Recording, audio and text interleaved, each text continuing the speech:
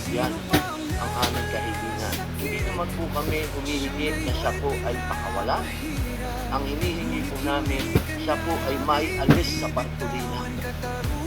Diba po ang pangungulungan sa ibang bansa, sa pangungulungan sa atin. Alam ko po, batid ko po, meron pong mga katulad niya na nakulong dito sa bayan natin. Diba po na hindi ka nakakulong sa sarili mong bayan. Yun lamang po, mga mahal ko, kasama dito bilang mga Pilipino, isang matandang Pilipino ang merong karamdaman sa kanyang pisikal at mental. Siguro po sa ating mga ugaling revolusyonaryo sa pagkakataong ito, kailangan tayong bumangon at sagipin natin ang ating kababayan.